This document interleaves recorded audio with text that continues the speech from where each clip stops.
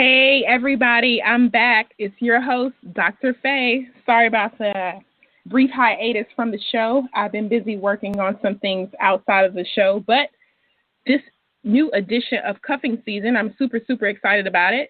We have a great guest, great lineup coming throughout the entire season, so I'm super excited about that.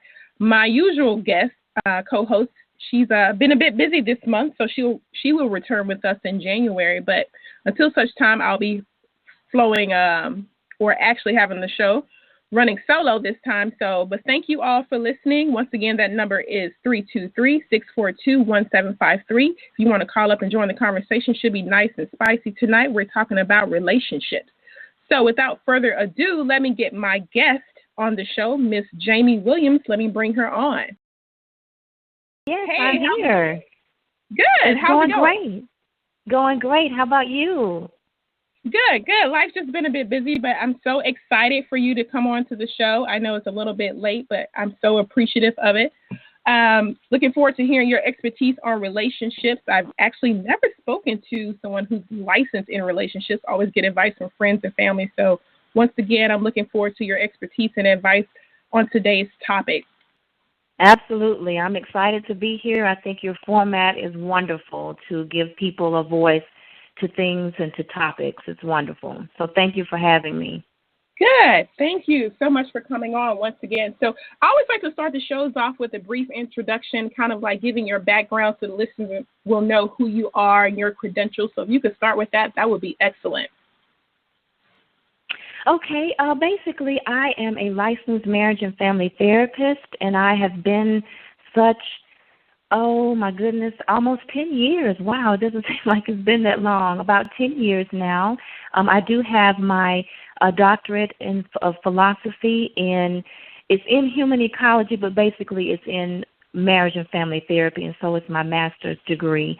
So I've been doing this a while. I feel like it is a calling for me. It's my purpose in life. I love it. And I'm just blessed to have the opportunity to be able to help people in the way that I am. I am currently working on a military installation here in Mississippi.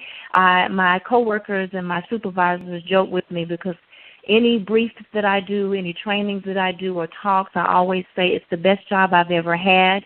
It's given me the opportunity to be exposed to a culture that I was not prior exposed to, and it's just been a wonderful experience to be immersed in the culture that I am.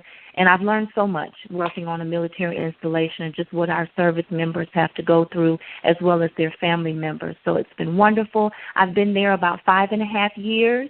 Prior to that, I worked in different venues such as community mental health agencies, worked directly for and with a school district. So most of my background initially came from working with children, which I always look back and laugh about because I vowed in graduate school I would never work with children in therapy. Give me an adult that can tell me what's on their mind. But working with children, I feel like made me a better therapist because you have to think outside the box with children.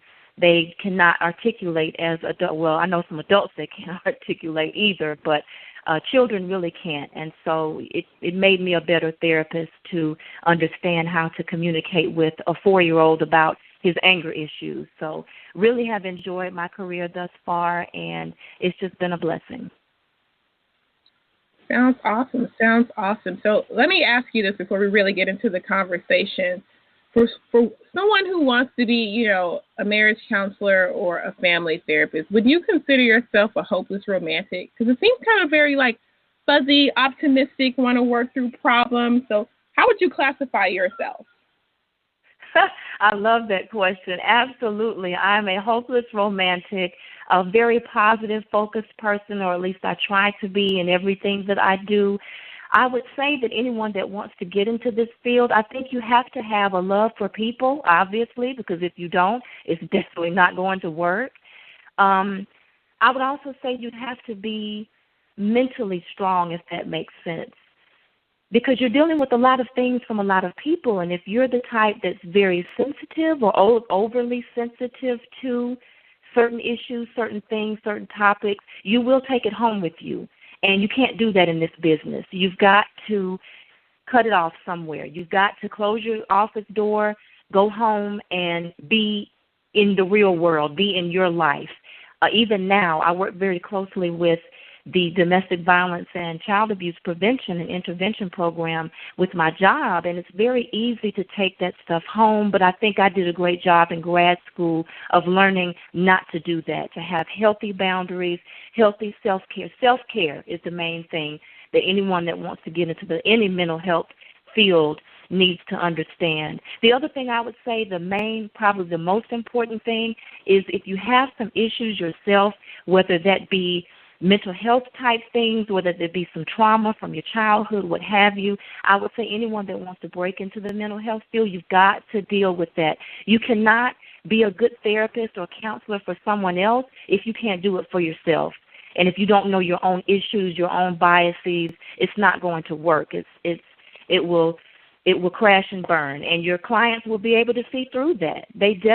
Clients are coming to you for your expertise, but they can definitely sniff out a fraud, if that makes sense. They can definitely pay attention to what's going on in that therapy room, that therapy session, and they know the difference, and when you really care and when you really don't, or when you're having your own issues. That I've had so many friends that have gone to counseling will tell me, well, I had to switch counselors because this one wanted to tell me all of his or her problems. And I'm thinking, I'm in the room for me, wow. So, so you really have to do a lot of self-reflection and making sure that this is what you want to do. Otherwise, it probably is not a good career choice otherwise.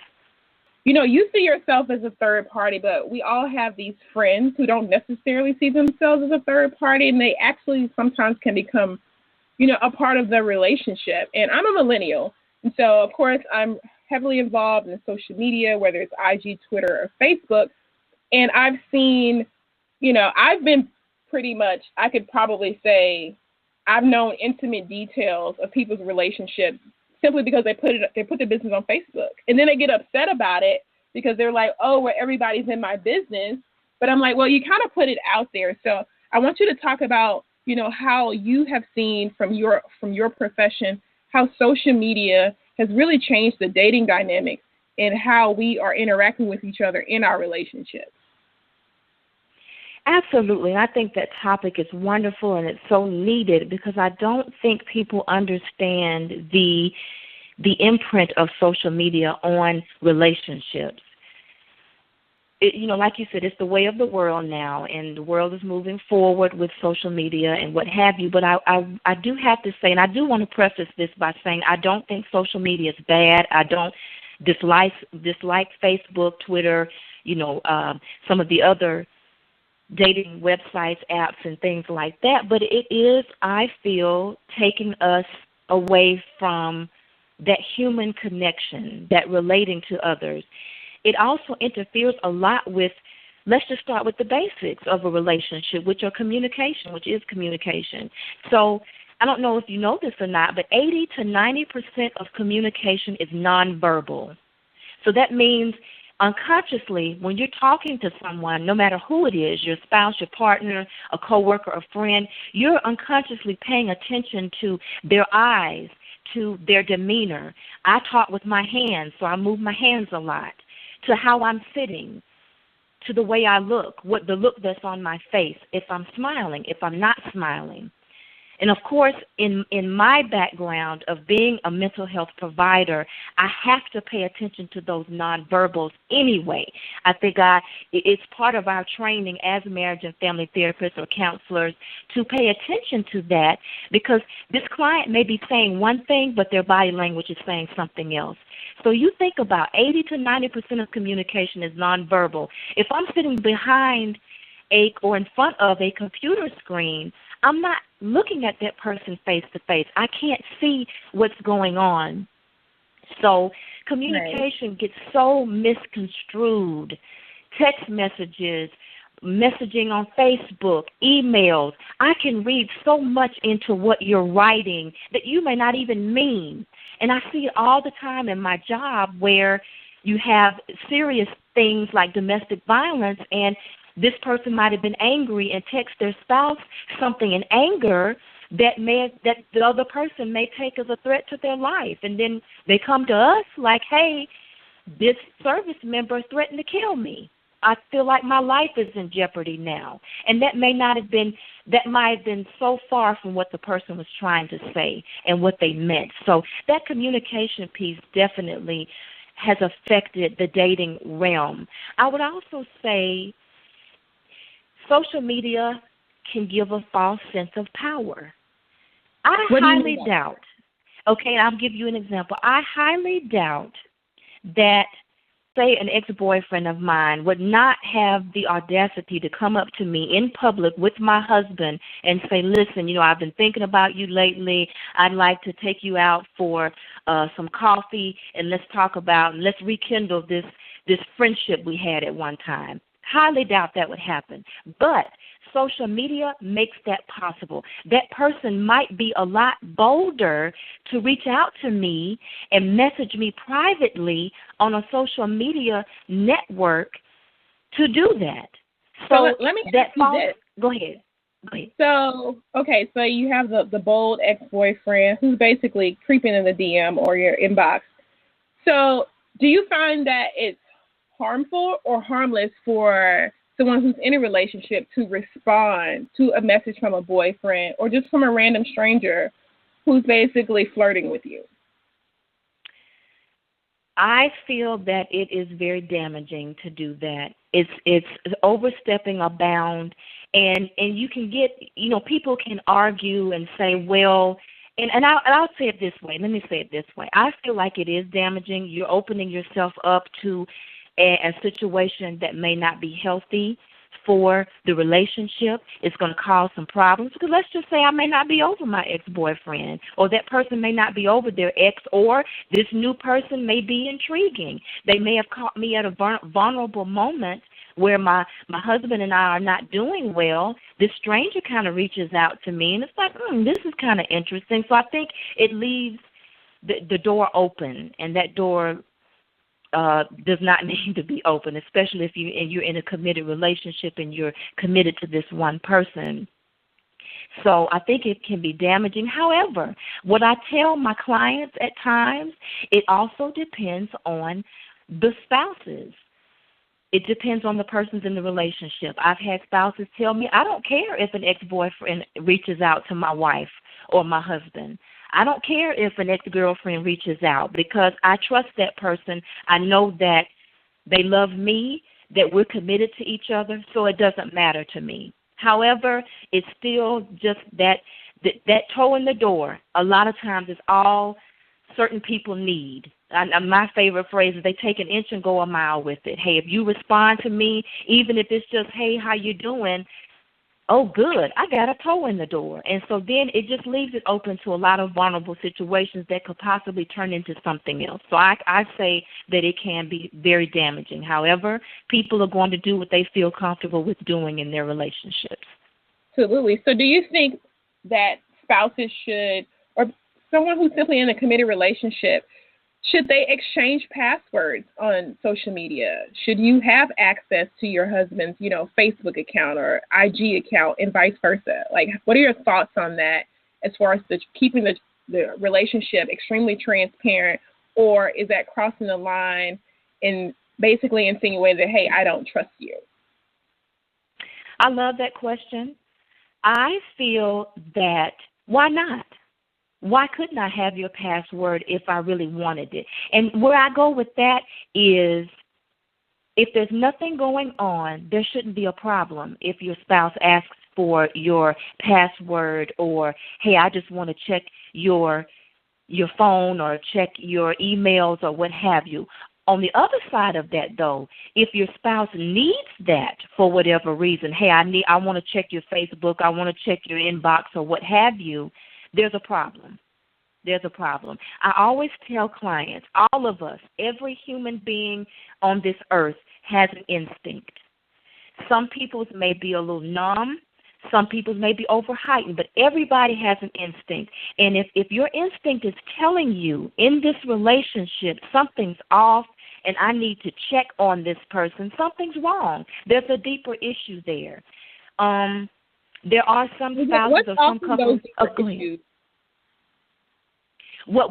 There's a trust issue somewhere. Sometimes that could be the person that needs that validation to know that nothing's going on. It could be a lot of things. In my profession, I've seen where that person has had multiple relationships where there's been infidelity and they haven't emptied that emotional baggage.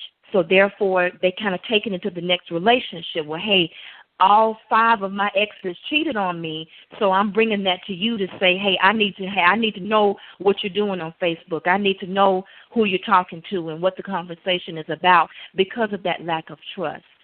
So it could come from that person from another source, or it could be they're sensing a distance in the relationship. Something is not the same as it was, and I need to check into what's going on because I have a feeling that your attention is going somewhere else. It's not on me, so where is your attention going?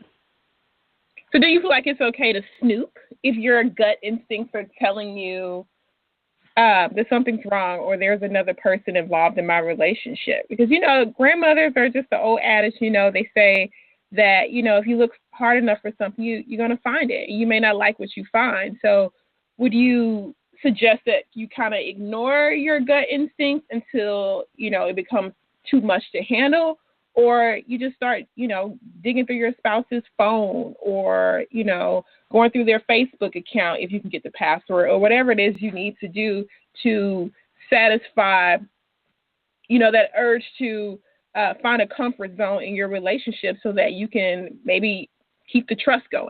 I don't know. Absolutely. That's a great question. And I would have to say that talk to your spouse, your partner about that. Like the communication level should be as such that I can come to you and say, listen, I'm having some feelings. I'm not feeling good right now about us. Let's sit down and talk about that. So no, I don't condone snooping because I feel like that brings other issues into play of the spouse hiding it even more if they feel, if they are up to something, if that makes sense. I think there should be a level of honesty anyway in any relationship. And if you don't have that, then to be honest, you really don't have a healthy, solid relationship if I can't come to you and say, this is how I'm feeling right now. I'm feeling like your time is somewhere else.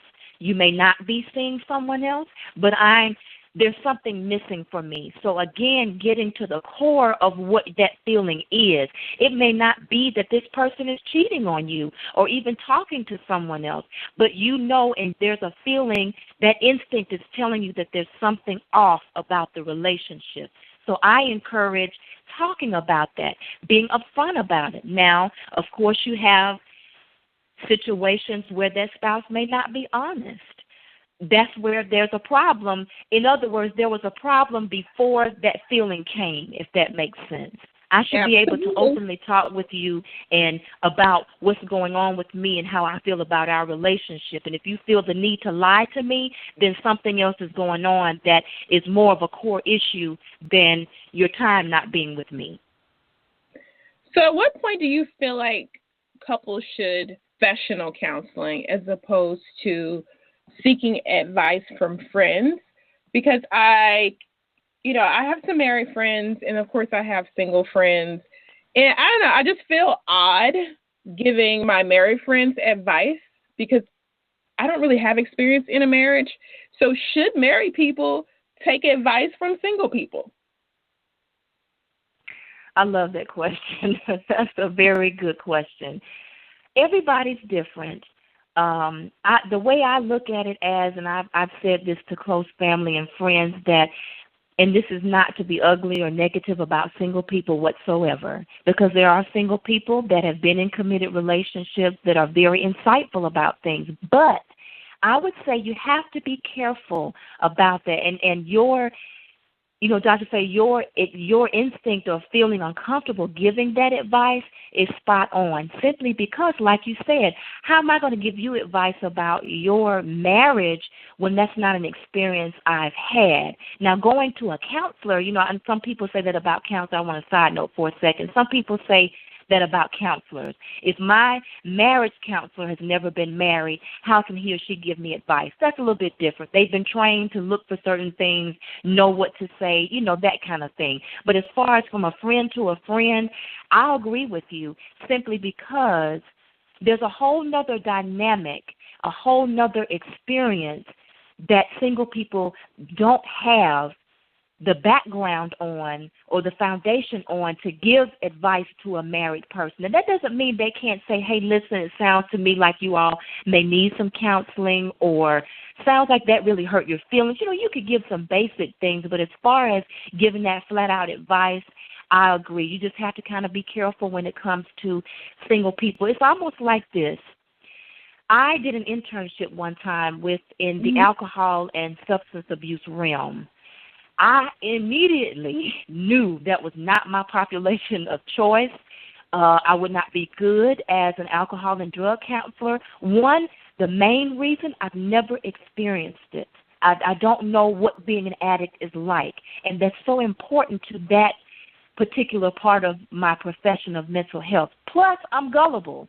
If you tell me, hey, guess what, Dr. Williams, I stopped using drugs yesterday. What? Really? Did you? I'm so excited. I'm gullible. I'm too trustworthy, and I would trust that person. And, of course, we know addicts sometimes have that revolving door. So all that to say, if I haven't walked in your shoes, then I have to be careful about giving you advice about something I don't know about. And when you mentioned something earlier about, there are certain aspects or dynamics of a marriage that single people don't recognize, but that you are trained to recognize. Can you expound on that?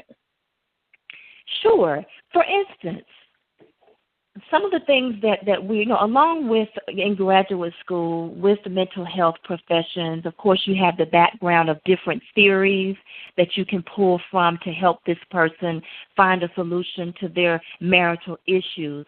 But the other piece of that is there's an emotional connection there. There is that intimacy. Intimacy is a huge piece of that. I am with this person, or connected to this person, I should say, 24 hours a day, whether I'm with that person all day, meaning my spouse or my partner, or whether I'm connected to them through phone. This person has something about me. This person knows something about me that nobody else knows, and hopefully would keep my secrets, if you will, or my indiscretions, my insecurities to themselves. It's between us. We have that connection, that I trust you enough to have married you and be part of your life. And so that marital realm just brings a whole nother connection to it, because a single person, let's just be honest, can walk out of a relationship whenever they feel like it. I can't do that with my husband. We have a whole lot of paperwork and money to give the lawyers to get out of this situation. We are legally bound. Not only legally, we're also, everything is tied up in this person. My finances, my hopes and dreams with this person. We're sharing a home together. We're sharing finances. And I know what your paycheck says. You know what mine says. And that may not necessarily be a boundary that has to not be there in a single person's relationship. They don't necessarily have to know what their boyfriend makes every day. But as a married person, if I'm paying the bills, I kind of need to know how much to pay, so forth and so on. So different things like that. So there's that dynamic to it. And for a mental health provider, there's a sense of understanding the emotional vulnerability that may be with this particular person, or what's going to be healthy, what a healthy relationship looks like in that realm of being married. What does a healthy relationship look like? Because some people think like, well, if he's not arguing with me, then he doesn't love me. Or if he's not, exhibiting, or vice versa, it could be a female, if they're not exhibiting jealousy traits or features, then obviously they don't love me or care enough. Or some women think like, if he doesn't smack me around or be rough with me, then obviously he's not invested. And, everyone's different. Everyone has different values. But what is your idea of a healthy relationship that has long-term potential? Excellent question. And you are right. There are some people that feel if this person is not jealous or if they're not physically hurting me in some way, that they don't care. And that's quite the contrary, and I cannot express that enough. Like I said, I work in the realm of domestic violence. That is not a way of showing love, is to put their hands on you. So let me just make that clear. A healthy relationship has a many dynamics, but I would say the basis, the foundation of any relationship, definitely, I know it may sound like a cliche, but it's the truth, is that sense of honesty, that open communication. I would say any healthy relationship has to have a friendship quality to it. In other words, I have to genuinely like this person. I have to genuinely enjoy your company, or otherwise I should look at you as my best friend. Now, let me side note and say there's a difference between looking at this person as my best friend and codependency. There's a whole different realm there of you are my be-all, end-all. I can't live or breathe without you. That's codependency. That's not what I mean. I mean I respect you, I have trust in you, and you are my best friend. You know me better than anybody else in this world. Best friend type of quality. And so that, like I said, that open communication, that trust. I would also have to emphasize the need for that emotional vulnerability. So many times the couples that I've worked with don't feel like they can be vulnerable with their spouse or partner. If you don't have that element in addition to the other things, you have to be able to be emotionally naked with this other person, meaning... I like that term. I'm going to have to start coining that, emotionally naked. Okay. Yes, emotionally naked. You have to have that in your relationship. Otherwise, the rest of it's not going to come. The trust, the friendship-like quality, the communication is not going to be there if you cannot be emotionally naked in front of your spouse. That means everything is out. You know, a lot of times, and this may sound very basic, but a lot of people don't know this, anger is a surface-level emotion. So if you can imagine an iceberg, usually you can only see the upper tip of that iceberg. But underneath the water is a whole bunch of other things. That's what anger is like. Anger is at the top. That's what a lot of people use to express certain things. Underneath that anger, though, you have a lack of vulnerability, you have insecurity, you have jealousy, you have embarrassment, you have a lot of things that are going on, sadness, depression. There's a lot of things that people use anger to mask with. So that's what I mean, that if you say something that hurts my feelings to my core, that I'm able to cry about that. I've had couples that couldn't even cry in front of each other. They could not cry and say, that really hurt my feelings. So what they do is emotionally shut down and just say, you know what, I don't want to talk about this anymore, never bring it up again. And that just causes those what could be scratches to turn into wounds that are infected. And so by the time they get to me, they'd have 1,000 Band-Aids on top of this open wound, and it's not getting any better from simply not being able to be vulnerable. I'll give you a quick example. Some years back, I had a couple, husband and wife, and the wife would get so angry in therapy with us, with me, and the husband would just be just as calm, and that's how he expressed his anger, though I will note that, is to remain calm, because he knew it pushed her buttons. But she would get so angry to run out of my office, shout and scream at him, get up and leave, and just have a fit almost. I mean, so much so that my coworkers would come knock on my door like, Jamie, is everything okay in here? So one of the times that she got up and left, really upset, angry, all the above, when she came back in, it dawned on me. And I looked at her and I said, I think I've been getting this all wrong. I said, your anger is because you're scared. I said, and I always tell my clients, correct me if I'm wrong, but you're scared. Dr. Faye, when I say that turned the whole scenario around, she boo-hooed and said, yes, I am scared that this is our second time in counseling. I'm scared this is not going to work. I'm scared that they have been married maybe 8-9 years. She said, I'm scared that this is not going to work and that I'm going to do all of this and be vulnerable for nothing, that he's not going to, participate in therapy, that we're not going to get anywhere.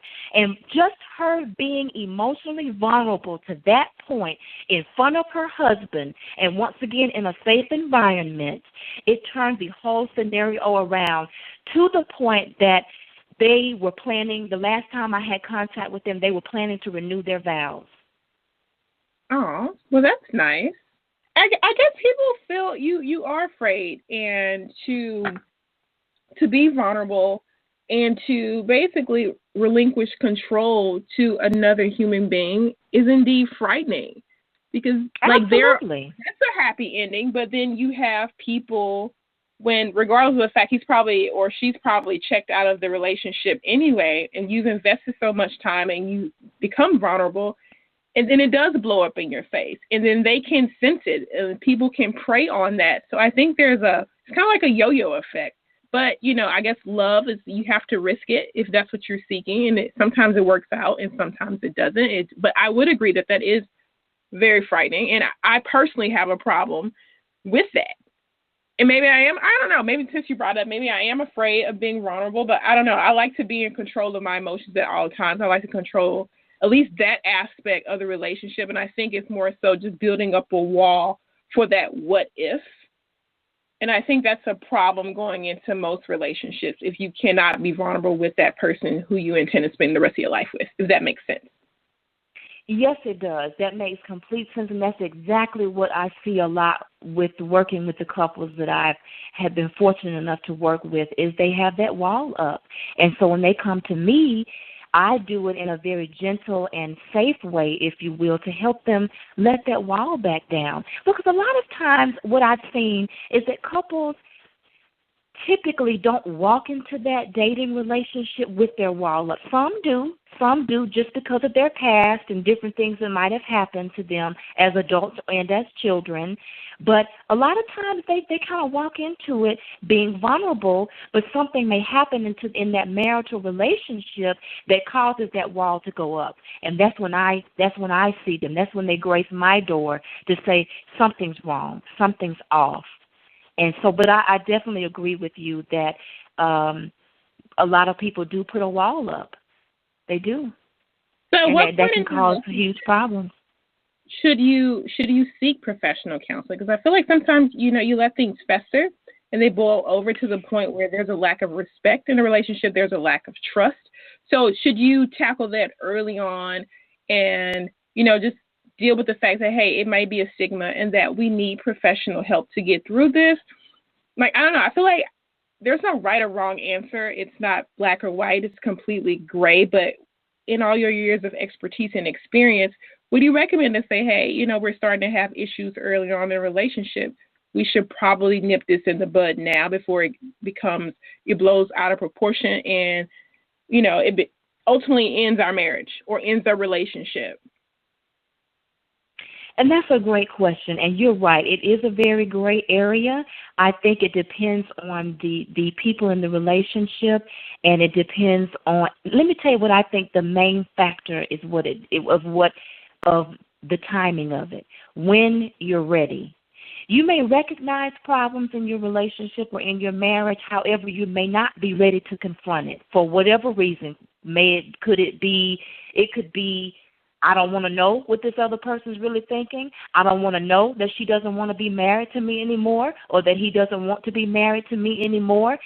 This person could be thinking about divorce, and I don't want that, so I'd rather not talk about it. I've seen that a lot. So I would say to gauge when to come to therapy or to seek professional help is when you're ready to address the issues. The other problem with that, though, is one spouse may be ready, the other spouse may not be. So it just kind of depends on that dynamic, and it also depends on the commitment to the relationship. Like you said earlier, there's some people that have already checked out. They just don't know how to say, hey, I'm ready to move on. I don't want to be in this relationship anymore. So they've checked out already. And that other person may sense that and not want that to come to fruition. So we'd rather just sit here and not say anything to each other, not address that pink elephant, this huge pink elephant in the room, because we don't want to face the inevitable. So I think it just kind of depends on your commitment to the relationship and whether you're ready or not to really face those issues. Let me say that being vulnerable in a relationship, you have that same type of vulnerability, if you will, in a therapeutic relationship.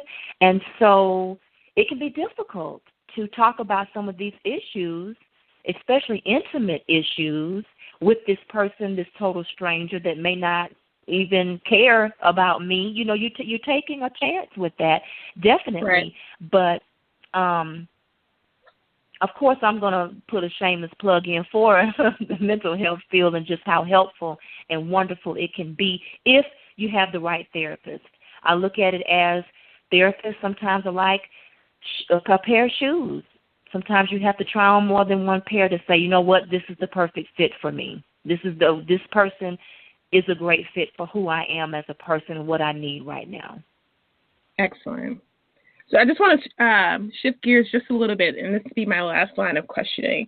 So what are your thoughts, and you don't have to answer this if it violates any ethical principles of being a family or marriage counselor. Like, what are your thoughts on people who are serial daters, who you're on social media, and you're like, dang, you got a new boyfriend or a new girlfriend again? And this is like the fifth relationship. The fifth relationship that you're like, that's babe. Ooh, I love them. My man crush Monday. My woman crush Wednesday. And I'm like, what happened to the last two or three people? Yeah. So what are your thoughts on, just putting that out there on Facebook? Should you just be like low key chill until you're in a committed relationship, or just, hey, let the world know I'm a serial dater? That's a good question. First of all, I'm just not a fan of putting all your business on social media anyway. So, I mean, I don't think people need to know that you have a new boyfriend or a new girlfriend every day. But I will say my thoughts on serial daters from a therapeutic perspective. I understand that there's some people in the world that say, hey, I just want to experience life. I don't want to be tied down to one person, or I feel like I need to try these different varieties of this candy box to see which one I really like. For me, I would say that if that goes, let me say it this way, okay, this is the perfect way to say it, to not offend anyone, if you will. I would say someone that does that chronically, there's an issue, meaning an issue with some boundaries, an issue with some personal things, meaning you're running from something, you're not wanting to face something in your life, something that happened to you, an experience. You don't want to be hurt again because your ex-boyfriend, ex-girlfriend really, or ex-husband, ex-wife really crushed you, so you don't want to open yourself up to that again. So I'm just going to have fun and hop around. Like I said, there's nothing wrong with talking to different people, getting different perspectives, kind of learning who you are as a person through, hey, I know I don't like this characteristic. I know I don't like this characteristic. I do like this characteristic. But when that becomes a chronic problem, and I think sometimes an age factor comes into that. If you're 45 and you're still serial dating, okay, let's explore what else may be going on here. Now, granted, if that 45-year-old is divorced and just got divorced last year, okay, and they were married for 20 years, got it. But if you're 45, never been married, and you're still serial dating, okay, there may be some issues there that you may need to work on. Is that your personal cutoff, things. Jamie? Is that the cutoff? 45? I'm just saying, as you get older in age, you mature, you have experiences, you have life experiences under your belt. So what's the problem? And there are people in the world that feel like, you know what? I don't feel like I'm the type of person to be married, and that's great. But the hopping around I say that jokingly, but honestly, if the hopping around continues on a chronic basis, then there could be another issue there that may be worth tapping into. And that was such a nice euphemistic way of saying hopping around. I'm going to have to incorporate that. That's saying that with much sarcasm. But thank you so much for coming on to the show. I really appreciate it. We had a great conversation. Absolutely. And I look forward to part 2 to all of my listeners. We're going to be talking about surviving infidelity. So I'm looking forward to that. It's going to air at the same time, 9 p.m. Central on December 8th, which is next Thursday. So, of course, looking forward to that. So, Jamie, can you tell the listeners out there, where they can find you? Do you have a Twitter handle? Are you on Facebook? Do you have a business page? Like, for couples who want to seek out professional advice, like, where can we find you? That's a great question. I'm so old school, Dr. Faye. I do not have social media accounts whatsoever except LinkedIn. So I do have an email address, and I will add this to Dr. Faye. I'm glad that you brought that up, that if someone reached out to me and was asking some advice on counseling or asking an advice about their relationship, I have to be careful with that simply because of ethical issues, different things that come into play with that. I'm very particular about that, as I should be, as any mental health person, especially marriage or family therapist, will tell you. We have to be careful about that. So definitely reach out to me, and I can get you to some resources and help you out with some things, maybe give you some basic responses. But as a whole, I can't do therapy on, by email, if that makes sense. And I know some people would see that as an opportunity to, well, hey, let me just throw this question at you and tell me their whole life on an email. So I just wanted to point that out. But my email address is jlw1920@gmail.com. So you heard that, people. It's JLW1920@gmail.com. She's an excellent family therapist. So if you guys are having any issues or just need to vent or you want to move your relationship forward, please look up Miss Jamie Williams. I highly recommend her. She is excellent. So, Miss Williams, thank you so much for coming on to the show. Yes, thank you. I loved it. It was wonderful. Wonderful. I could talk about this all day. It truly is my passion. Thank you so much for coming on.